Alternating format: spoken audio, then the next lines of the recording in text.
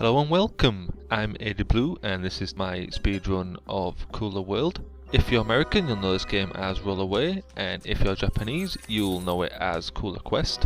They're all pretty much the same game, we'll get into some of the differences as we happen upon them, but there's really not that many. If you're wondering what Kula means, it means ball in Swedish, and this game was made primarily by 3 Swedish guys, so that's why it has a Swedish name. So as you can see, the main movement in this game is rolling, as you would expect the ball to do. You can roll forwards and that's it. If you want to roll backwards you can press down on the D-pad because that doesn't do anything, you have to turn all the way around. Also, as you see me jumping all around the place here, the other main bit of movement is what I call turn jumping. There's really no community around this game, so I pretty much invented that term anyway. And what it is when you turn left and right and the camera starts swinging round, you can hold up and jump, which is X, and you can start moving forward in the direction you've turned. Whereas if you don't do the jumps, you have to wait until the camera's completely done its rotation before you can start moving forward, and that's slower. I did a run of the first 15 levels doing turn jumping and then another run without doing turn jumping, and the turn jumping one happened to be 2 seconds faster. So over these, it's like 2.5 minutes for the first world, so it saves 2 seconds, so it's worth doing. Another thing you'll see me doing is jumping into the exit square, and this is because of how the in-game timer works. The timer for the level stops when you're still on the exit square rather than when you touch it. So the first frame you're stopped on the exit square is when the timer ends and the level ends. And if you jump into it, the first frame you're still is the frame that you land the jump. Whereas if you roll into it, then you have to roll into the center of the square, and because of that, jumping into it can save you a few frames, and due to the way the timer works, that can save you an in-game second. So yeah, if you're not familiar with this game, the way you rotate the levels up and down, well, which way is down, is you can only do that on open ends, as you saw in that level there. And see, all the ones in this level are single blocks, you can do it on any one of them rolling in any direction, but if there's 2 in a line, like there is on these ones, you can only roll over these ends like this, rather than turning right or left in one of the middle blocks and just rolling over the sides. You can't do that. So the worlds are, each world, well, there's 10 worlds in the game, and each world has 15 levels.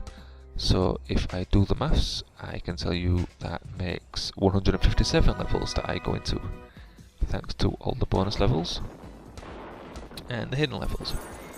Now the second world is what I call Windows XP world, because it pretty much looks like the Bliss picture from Windows XP in the background. Although this game came out 2 years before Windows XP, so it's obviously not the same.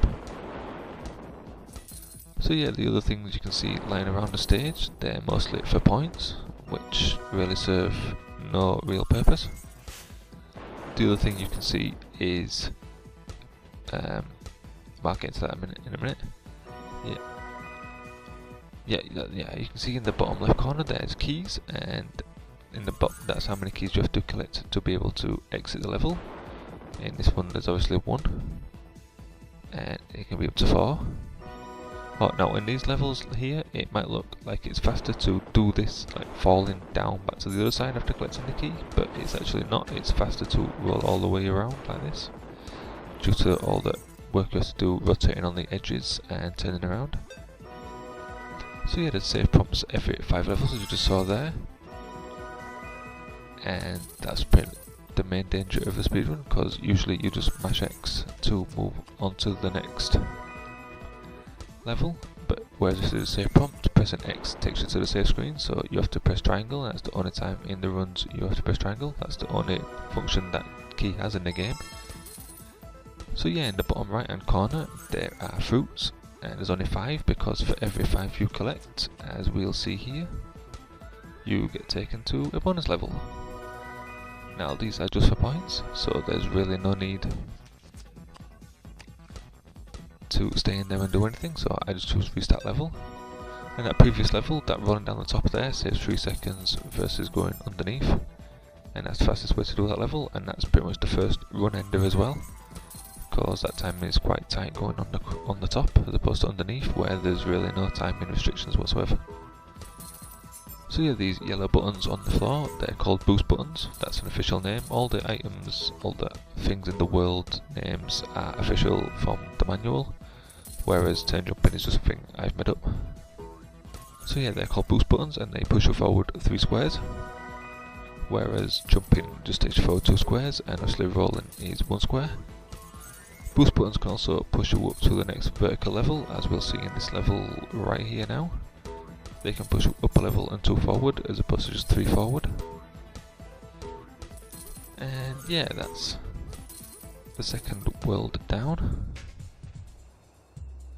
So you go into a bit of background about the run. I first came across this game, like many Europeans, due to the registered users demo you got with when you sent in your PlayStation registration card. And I played it on the demo disc and loved it, but I didn't buy it even though I had a chipped PlayStation. And I'll just talk about this. Yeah, this world introduces these invisible blocks. And they're only visible when you go near them, and you have to roll onto the side of that block there because there's an invisible block right at the start in front of you, so if you just jump forward you'll be rejected. And this world also introduces these fire squares.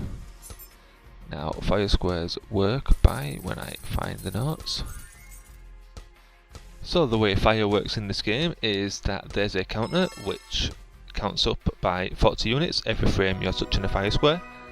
When you're not touching a fire square, it cools down by 15 units, so it's quicker to heat up than it is to cool down. And if that counter goes over 2000 while you're touching a fire square, then it plays a little animation and you die. I did find an unused variable in the game, like a hard sort of setting for the fire, and instead of going up by 40, it makes the counter go up by 600. But luckily that's always 0, so that was a mechanic they either didn't want to include or they just didn't program to work for whatever reason.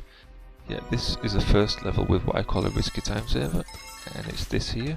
Usually I bounce 3 times there, but if you do an edge jump, which is pretty much the upwards version of turn jumping, then you can jump off that final square with only doing 2 bounces.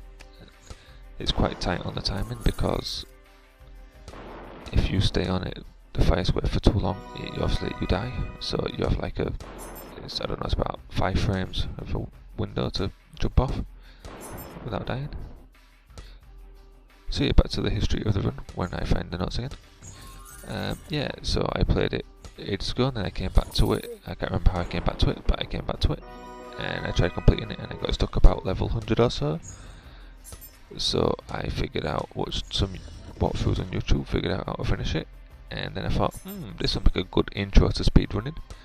And oh, how I regret that decision now. Yeah, it took about 8 weeks altogether to memorise the route for the game, the initial route for the game. And the first completed run through I did for this was June the 2nd. And I did this run we're watching now on August the 2nd, so it took about 2 months of playing this several hours a day to get this complete run down. I've done other complete runs, as I said, I mentioned this is take 2. I've done other, yeah, so I'll get to that a bit later on as well when I've got some time. Yeah, well, yeah, I waited there just to cool down a bit, otherwise you'll die jumping onto that second fire square. Now this level I think was originally in a later level set, because these spiral stabbers we'll see as I move down. You can see on the platform there, there's them spiral things going up and down. We won't see them again until the 9th world, and this is only world 3, so I think this was originally somewhere later on. And that's world 3, level 45 done. So yeah, this is the 4th world, the ice levels. It's called Arctic in the game files. And now the new thing in this world are these ice squares, and they work by, well, they just keep you sliding in the same direction you went to them from. So you can't turn left, you can't turn right, you can't stop on them. You can jump though, as you can see there, and that's pretty much all you can do on them. If they lead off the edge of a platform and you enter them from the wrong direction and just keep sliding towards the edge, they will roll you off the edge of the platform, so you'll die, but that's not a problem here. Now that jump there looks blind, but you can actually rotate the camera up and down. Rotating it up has no use for me whatsoever, so I don't do it, but nevertheless you can do that with R2, so you won't see that, but you can rotate it down by pressing R1. And I'll show that a bit later on when I have to jump onto a moving platform.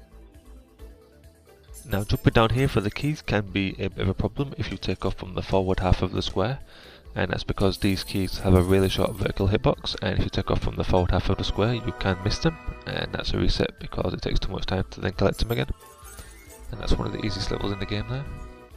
Now these red and yellow pills we've been seeing, they're called lethargy pills, and as you can see they turn the visuals all screwy, and they slow down your movement, and they also increase the rate at which the level clock decreases. I think it's double speed, so you have effectively less time to finish the level, but fortunately their effect is only temporary, so it really doesn't matter.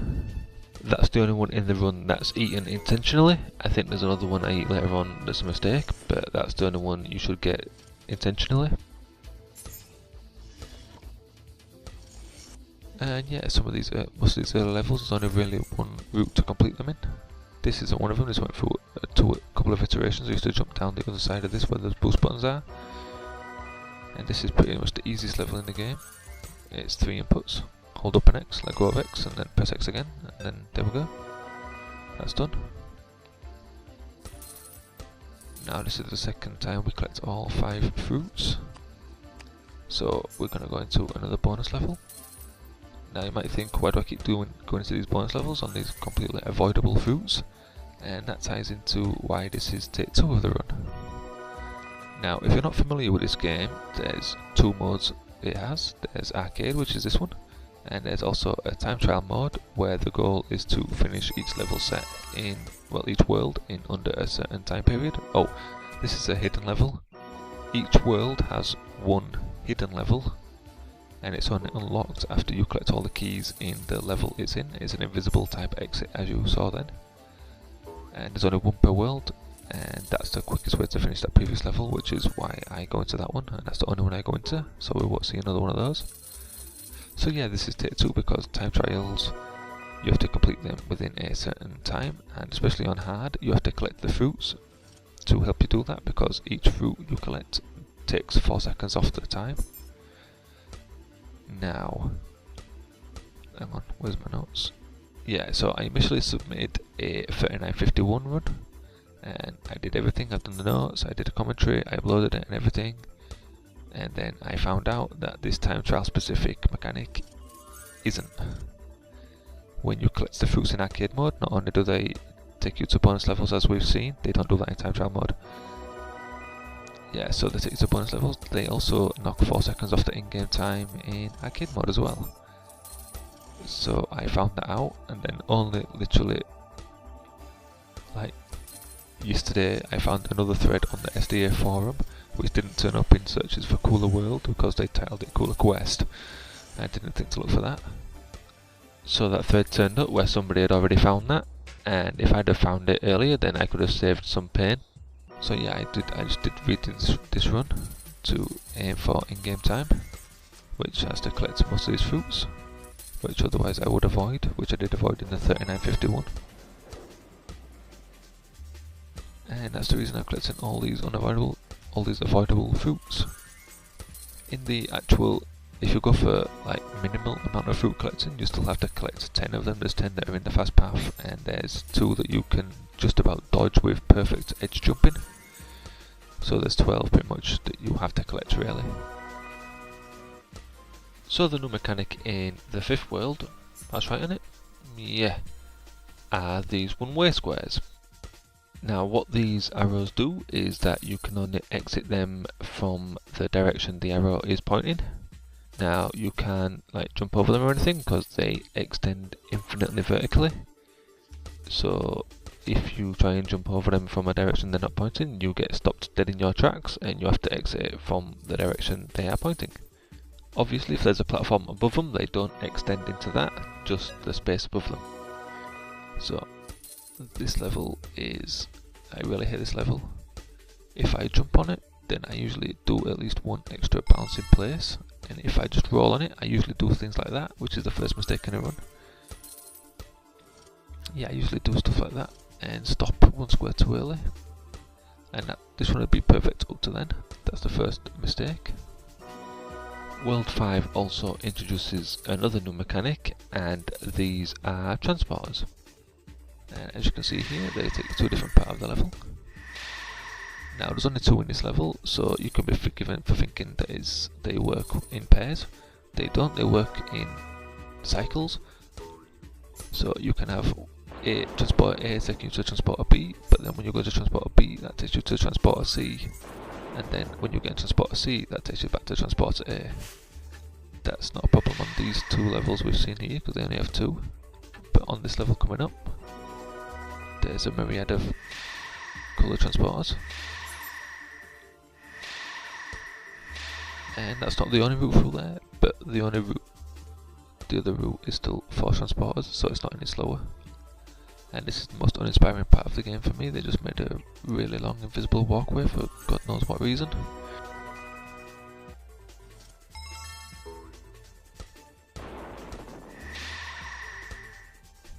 So yes, it's the first level I think with 4 keys to collect.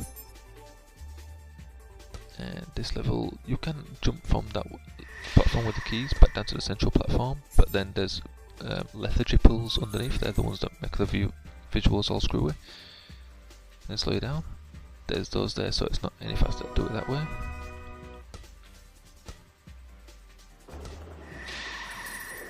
And yeah, I don't think I've mentioned so far, but all the enemies and all the objects in the level, we'll see movable platforms on the next level. Yeah, they're all on a local level timer. It's not a global timer whatsoever, so you can't sacrifice time in one level to gain time in another one. You'll always have to do this way. If you do that, if you do the first part of the level at that same speed, you'll always have to wait for that platform, and if you do this at the same speed, you'll always have to wait for it again.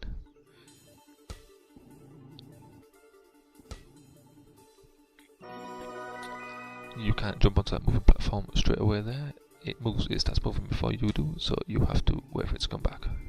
And you also have to wait here because of the pauses at both ends they do. Now this next level is one of my favourite ones because it comes after that one with the waiting, and the next one you have to wait on as well, but this one is all action.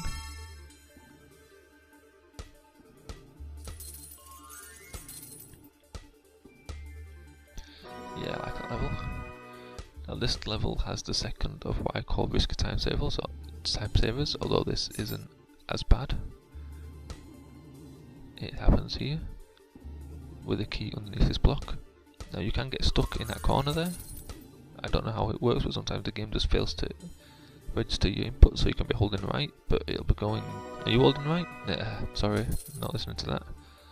And then you get stuck, and if you get stuck and miss the platform, you have to wait ages for it to come back, so it's pretty much rip a lot of time. And that's pretty much the way to do that, and that's level 75 down. We're halfway there now.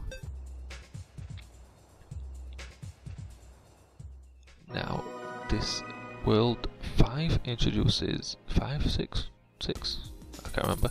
Anyway, it's called Field, I know that. This introduces timed platforms. Now the timed platforms are visible and solid for 3 beats and disappear and are invisible and are not solid for 3 beats. Now they're slightly solid before they're visible and slightly solid after they've become invisible, so that plays into the fast strat on a later level. It's in like 3 levels time. Otherwise all these ones are just introducing the blocks. That looks tight for timing, but it's really not, and even if you fail to jump back, there's no penalty because there's no spikes on the platform you start. This one always gives me, yeah, it's not that bad, but usually this is the one with it's this section here that it helps. Ooh, there you see, that just those last 2 blocks. Now this is where the first difference is between the NTSC and the PAL versions. Now you can't just jump down the middle on the NTSC versions because you'll barrel into that capture pod. this is another contender for most hateful level. It's not really because it's bad with enemies or anything like that. Oh, this is all okay. These are always in the same place, so it's always the same jumps. But it's this bit coming up now with this collapsible block. It's that there. That's really, it looks don't look that bad, but it really is terrible. Because you can fall off the block. As I said, the game can eat your input and you just die. Or you can, there's also a bug if you roll forward, it can just sort of, I don't know, you can drop down onto the other side of the platforms. There's a video on YouTube of it, but yeah, it's called level 83 I think that's what it is. Anyway, yeah, this world also introduces buttons on the floor and they control transporters. They turn them on and off. So what I'm trying to say is they toggle transporters. They also toggle lasers, which we'll see coming up in the next world. And this level also has quite some. Now it's this bit coming up, which is, it's not that bad. It looks bad, but it really isn't. That jump there, it's kind of blind, but over the capture star, but it's not really a problem. Now comes a run of really easy levels, especially this one and the next one. Especially the next one. This is 3 inputs again. Keep hold of up and X, turn around, keep hold of up and X, and you're finished. Now on this one, you can do, there's a faster strat there. You don't have to wait for the first bounce. You can just jump forward straight away. But after having a good run this far, it's not worth it. Not worth dying for it. Now these blue and purple pills, they're called hyperactivity pills, and their bag is that they make you unable to stop jumping. I'll go into more detail with that in a minute. Now this level contains the third of the risky time savers. What you have to do is collect this first key while you're on an up bounce, while the platform's not quite at its apex, so that you can jump forward and land on the exit square, turn around and get underneath it. So back to the hyper pills, the way they work is that every normal move is now like a jump, so you just hold up instead of rolling forward, you do a jump, and when you press X to jump, you do a boost button jump instead of just a normal jump. So you go 3 forward or 1 up and 2 forward, as we've seen, and they last indefinitely until the end of the level. So yeah, like I said, this world introduces lasers, and here comes the second mistake, right here. The turn right didn't register, and so when I started turning left. And yeah, I don't know if it's my computer or the game, but there's usually some delay if you go into a bonus level on the first or second level of a world. I don't know what it is. I had an issue with my disc on a previous run. I think it was my disc where it just completely froze up going into one of the bonus levels. I mean, it was still playing, it didn't crash or anything, it was just frozen, and I opened up the lid and it started playing again. But that wasn't this one, so that's okay. So yeah, these lasers, they're also death, as is pretty much everything new from now on. And this, you can't turn these off in these levels. So, but they're not really much of an issue to avoid anyway, they're just pretty much for sure.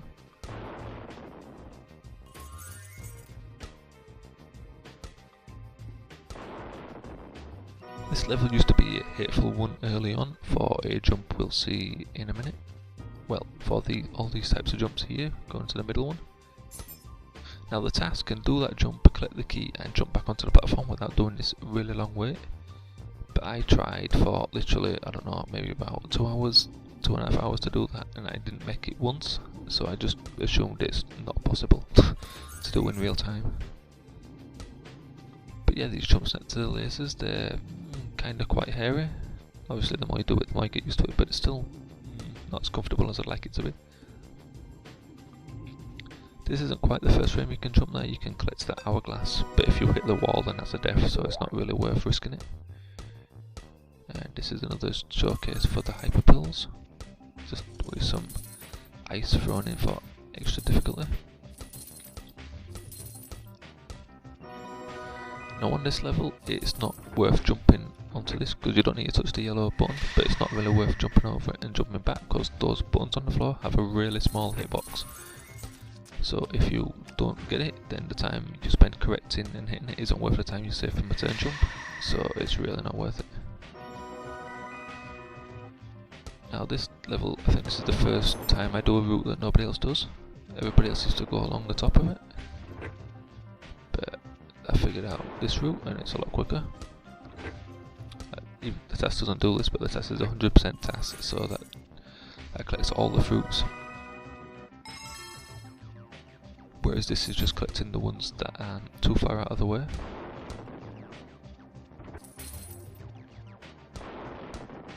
So yeah, that button turns on this transporter over here. And this transporter over here takes us to the third key.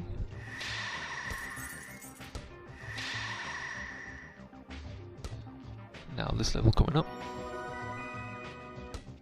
I don't know why those bots are invisible, it doesn't serve any purpose, but this jump here, it looks blind, but if you look in the bottom right corner, you can just see the platform as it appears and disappears. When it disappears, you can jump forward and you'll make it. So it's not as blind as it looks.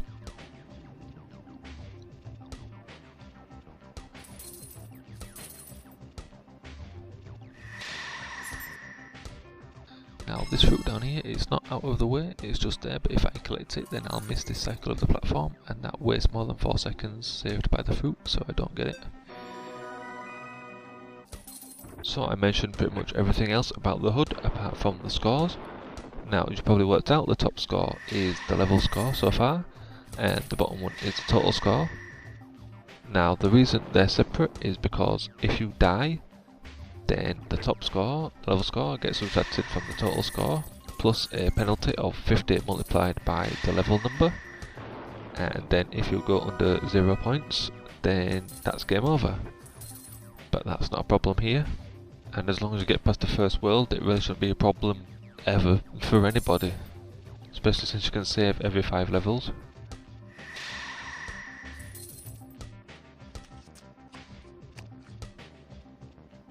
So yeah, I don't know if you haven't played this casually and you're thinking, you know, it's like something to try. It's actually well, you probably shouldn't have watched this because I've spoiled all the solutions for you now, but yeah, if you're just playing it blind, it's pretty fair game. It's not bad on the difficulty. I mean, there's no like cheap deaths or anything. If you die, it's probably because of something you've done. Now this here is hard to judge because that capture star is right in the distance. So, especially on my TV as well, I can't really see it, so I just play it more safe than risky for that star. Now this is a level where edge jumping really helps. Not here, but on the next bit. If you do an edge jump here, then you save doing this jumping puzzle here, because you never touch any of the buttons. And you just turn it on, turn around, and you're sorted. So that's a place where edge jumping really helps. Now this is another thing, another level where I do things nobody else seems to do. Most people go for the yellow transporter here, so does the task, but I choose the green one. Now the task goes for the yellow one because it's easier to get the first key, and then on the jump back it doesn't go into the transporter.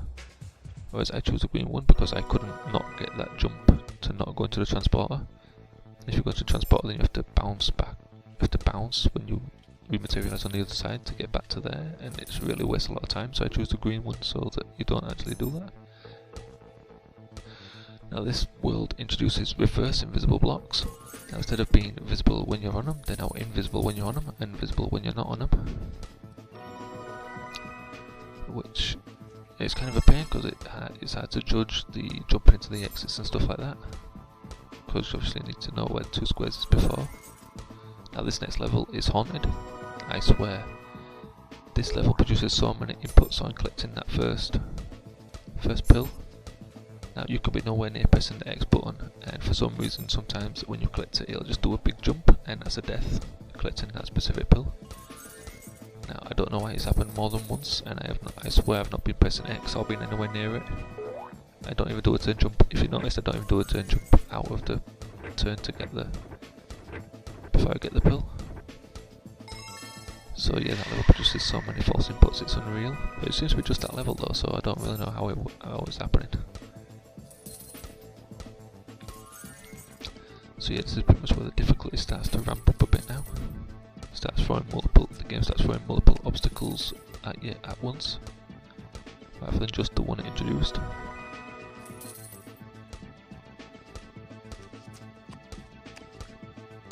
This level can give you some problems as well, not because it's really difficult, but because there's so many jumps involved. And you pretty much don't want to jump when you're not supposed to, because you will usually end up into the void and dying. And also because you'll have to hit this boost button and none of the other ones, so that's difficult. And then you get a very nearly identical level, which is pretty identical until you get to the top corner. But you hit this boost button, collect the key, and then go down the top path. This is kind of a mistake, I shouldn't have jumped over that, but it doesn't really lose any time. But I should have waited because boost buttons really are the fastest way to travel. Now more fun with the invisible blocks here, you may have seen something there, another mechanic. I'll go into that in the next level when we pick them up. So the final pickup introduced are sunglasses. Now these reveal all the invisible blocks. I don't quite know how wearing dark glasses reveals invisible blocks. Maybe they're sort of they live style glasses where they can see things that aren't there, but whatever. And if you're not going for the fruits, an edge jump there can save you collecting that fruit, but since I'm collecting them, there's no need to do that. Now this next level also features a route that nobody else does.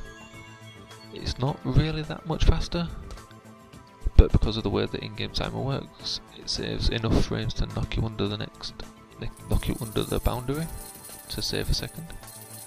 So yeah, I sort of glossed over how the in-game timer works. I will tell you now.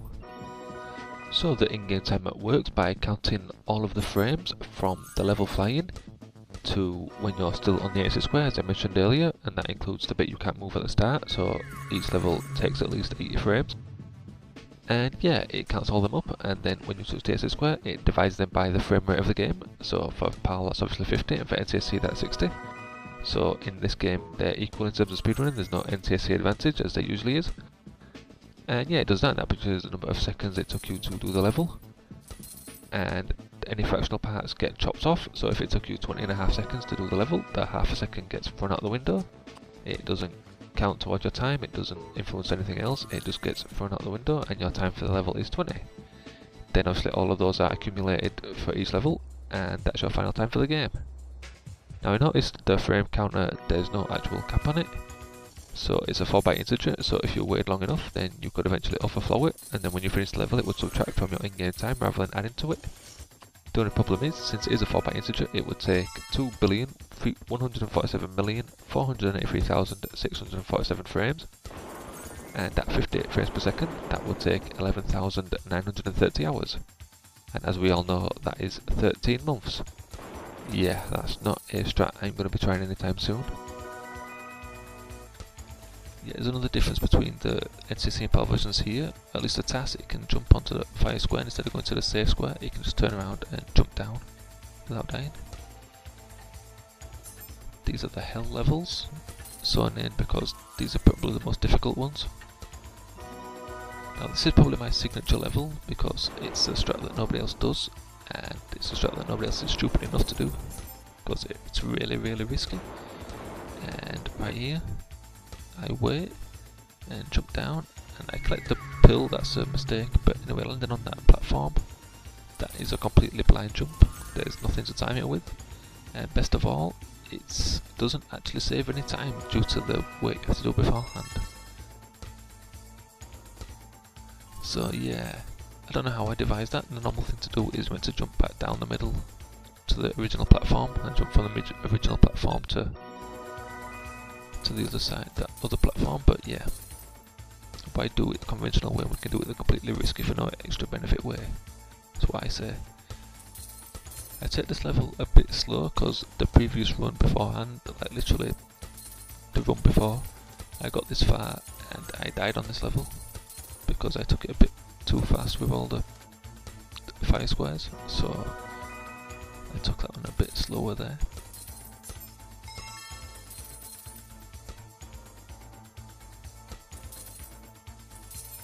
And yeah, another thing with the turn jumping, if the camera has to move in two directions like that, that one has to move up and then left as well, then you have to delay your turn jump, otherwise you go just jumping in the original direction the camera moved.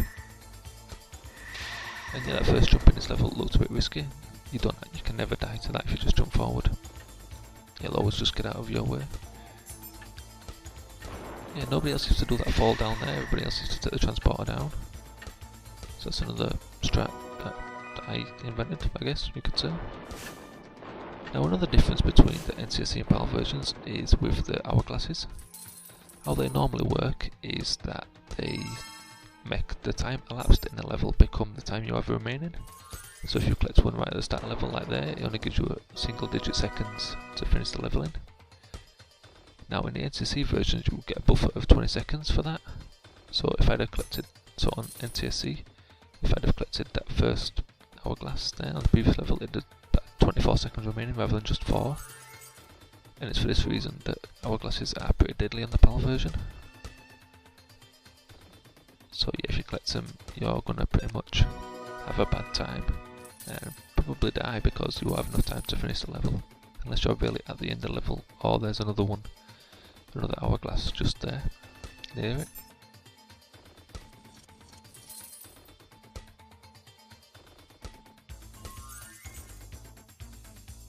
So yeah, about some of the enemies, you might think they move in random patterns, specifically the capture pods we saw earlier. I actually looked through the game code, there's really only a couple of calls to the random number generator, and they mainly follow the, well I say a few, there's 3, literally 3, in the entire game executable, and they're all to do with the level flying, this bit, not that bit, when you pause the game or when you've done with the level and the level starts flying around, spinning around and that's what they're to do with. This jump here, ooh, that is quite close. You can't do the first bit of the level too quickly. If you do it too quickly, you just end up jumping into it, or when you land, it just barrels into you. So you have to be careful not to do the first bit too quickly. It's kind of, yeah, you really want to do the turn jumps and all that, but you really want to just take it easy on that one. So yeah, there's not much that's random, everything's scripted. If you do the same action, if you get to the same place by the same time, everything will always be in the same place. That's what I'm trying to say. So yep, level 135, we're nearly there now. Don't jump forward there, I lost a deathless run doing that. And that was not, well, I wasn't very happy, let's put it that way. But do jump forward on this one, because you have to do on that one.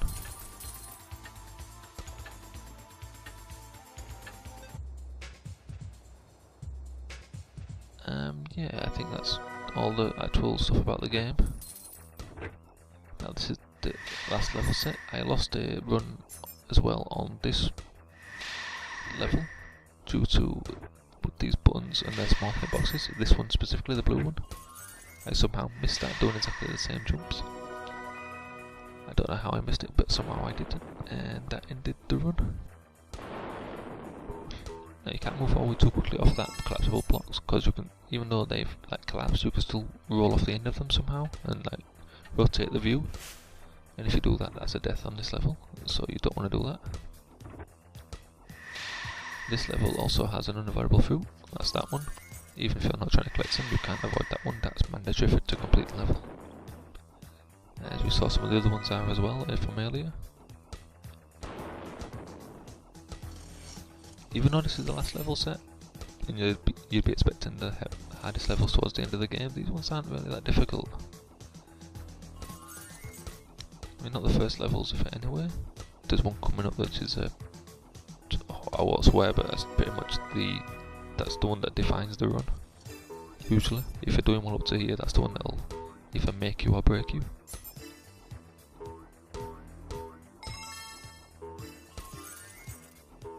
I'm not sure, that sounds like just a heavily filtered version of somebody saying boing for the sound effect for that.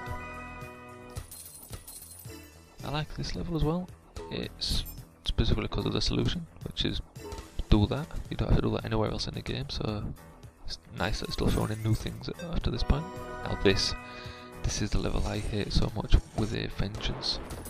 This jump coming up here, this one collecting a coin, that is pixel perfect. If you don't get that jump, if you don't get that proper or correct, you'll either go sailing off into the void because you didn't go far enough before you jumped, or you went too far before you jumped and you'll barrel into the stars coming down. And either way, that's, yeah, there's a video in the SDA thread if you want to look in that at that shows how pixel perfect it is, because yeah, especially if that's level 141 as well, so after all this time putting in a pixel perfect thing, yeah. I sent an email to one of the devs who obviously works at some other games company now. I sent an email to him and I just said, yeah, I hate you. I didn't say I hate you for level 141. Yeah, I said thanks for the game, but yeah, whoever designed level 141, I'm not buying them a beer. Yeah. Well, it was funny at the time anyway.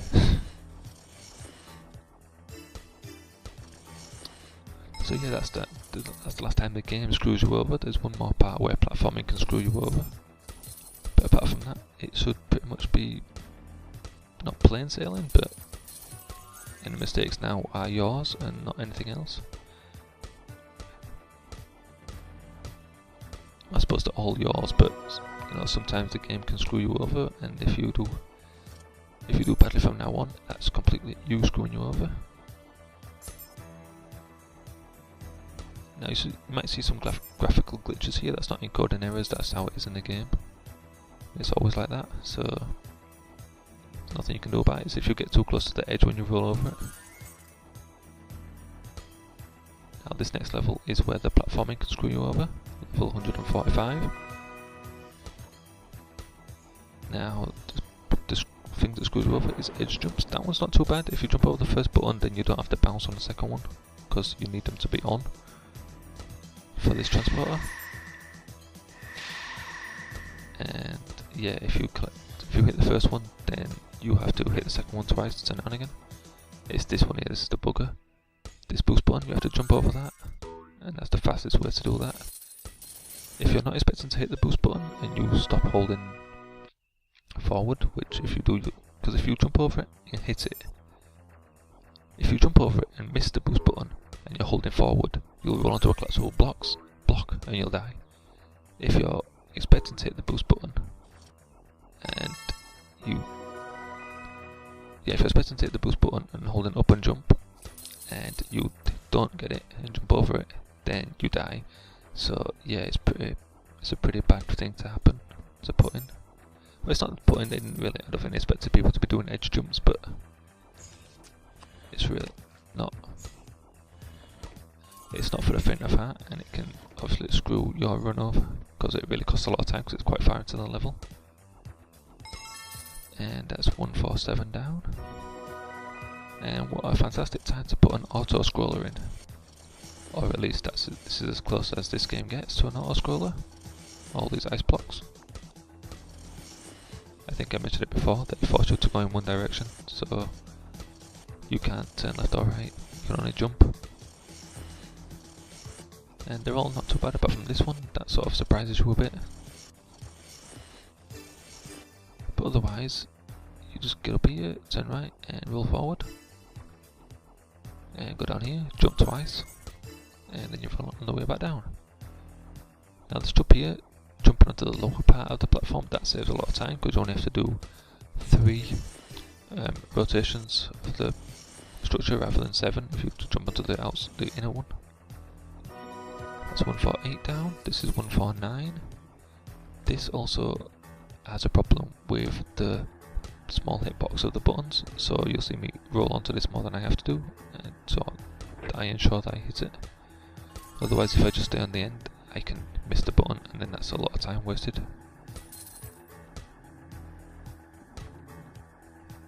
And yeah, I just started recently running onto the end. I used to run into the middle one and let it move into position, but yeah. And you won't believe how much how much my heart was beating at this point, because it was pretty much a perfect run. There's been 3 mistakes, and that's it. 3 minor mistakes. And this is the last level. And as you can see, it's not really that hard. And we're done. And that's it. This ending cutscene is also different between all the versions. In this version, it gives you a NES style congratulation message. NES Ghostbusters dies. But yeah, at least they actually spelled congratulations right. In Roll Away, it's just like the ball celebrating it, like a sentient ball celebrating, and it has credits. This version doesn't have credits. And the Japanese one is just credits over a... Well, look it up on YouTube, it's quite weird. It's hard to explain. So yeah, this is the final score screen. I got 38, a time of 38:37, 33 throughs, 151 levels. Now it says 151 because the level counter increments when you touch the exit square. And obviously they forgot to account for that for the last level. So it says 151 rather than 150. I didn't cheat you out of a level. And that's the end of that. Hopefully that's been some sort of informative and not just me rambling on to myself. But yeah, thanks for watching. If you made it this far, I might see you for some other runs in the future. I run Intelligent Cube, so I might submit that. Or I might do the final, which is what the cutscene was alluding to, the extra levels. That's 20 just longer levels. So I might do those. But yeah, otherwise, thanks for watching, and yeah, just thanks for watching. I can't think of another way to end it.